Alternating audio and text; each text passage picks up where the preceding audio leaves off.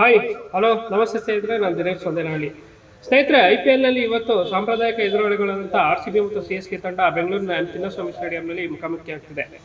ಈಗಾಗಲೇ ಈ ಬಾರಿಯ ಐಪಿಎಲ್ನಿಂದ ಎಲಿಮಿನೇಟ್ ಆಗಿರುವಂತಹ ಚೆನ್ನೈ ಸೂಪರ್ ಕಿಂಗ್ಸ್ ತಂಡಕ್ಕೆ ಇದು ಔಪಚಾರಿಕ ಪಂದ್ಯವಾದರೆ ಆರ್ಸಿಬಿ ತಂಡಕ್ಕೆ ಇದು ಮಹತ್ವದ ಪಂದ್ಯ. ಯಾಕೆ ಮಹತ್ವದ ಪಂದ್ಯ ಅನ್ನೋದಾದ್ರೆ ಸ್ನೇಹಿತರೆ, ಆರ್ಸಿಬಿ ತಂಡ ಕೇವಲ ಪ್ಲೇ ಆಫ್ಗೆ ಪ್ರವೇಶ ಮಾಡೋದು ಅಷ್ಟೇ ಅಲ್ಲ, ಟಾಪ್ 2 ನಲ್ಲಿ ಎಂಡ್ ಮಾಡೋದು ಬಹಳ ಪ್ರಮುಖವಾದಂತಹ ವಿಷಯವಾಗಿದೆ.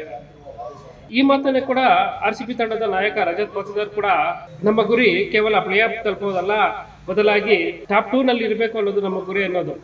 ಈ ಮಹತ್ವದ ಪಂದ್ಯವನ್ನ ಆರ್ಸಿಬಿ ತಂಡ ಗೆಲ್ಲಲೇಬೇಕಾದಂತಹ ಒತ್ತಡದಲ್ಲಿದೆ. 10 ಪಂದ್ಯಗಳಲ್ಲಿ ಕೇವಲ 2 ಪಂದ್ಯಗಳನ್ನ ಗೆದ್ದು ಐಪಿಎಲ್ 2025ರಿಂದ ಎಲಿಮಿನೇಟ್ ಆಗಿರುವಂತಹ ಸಿಎಸ್ಕೆ ತಂಡಕ್ಕೆ ಇದು ಪ್ರೈಡ್ ಮ್ಯಾಚ್ ಅಂದ್ರೆ ತಪ್ಪಾಗಕ್ಕಿಲ್ಲ.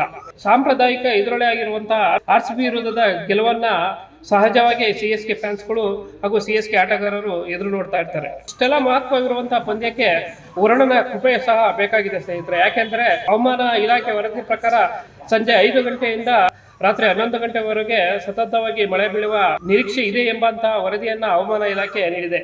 ಒಂದು ವೇಳೆ ಮಳೆಯಿಂದಾಗಿ ಪಂದ್ಯ ನಡೆದೇ ಇದ್ದರೆ ಅದು ಆರ್ಸಿಬಿ ತಂಡಕ್ಕೆ ಸ್ವಲ್ಪ ಹಿನ್ನಡೆ ಅಂದ್ರೂ ತಪ್ಪಾಗಲಿಕ್ಕಿಲ್ಲ. ಪಂದ್ಯ ಏನಾದ್ರೂ ರದ್ದಾದ್ರೆ ತಲಾ 1 ಅಂಕಗಳನ್ನ 2 ತಂಡಗಳಿಗೆ ನೀಡ್ತಾರೆ. ಹಾಗಾಗಿ ಆರ್ಸಿಬಿ ತಂಡದ ಪಾಯಿಂಟ್ 15ಕ್ಕೆ ಇರುತ್ತೆ. ಟಾಪ್ 2 ನಲ್ಲಿ ಇರಬೇಕು ಅನ್ನೋದು ಆರ್ಸಿಬಿಯ ಕನಸಾದ್ರೆ ಈ 1 ಪಾಯಿಂಟ್ ಖಂಡಿತವಾಗಿ ಯಾವುದೇ ರೀತಿಯ ಹೆಲ್ಪ್ ಅನ್ನ ಆರ್ಸಿಬಿ ತಂಡಕ್ಕೆ ನೀಡುವುದಿಲ್ಲ.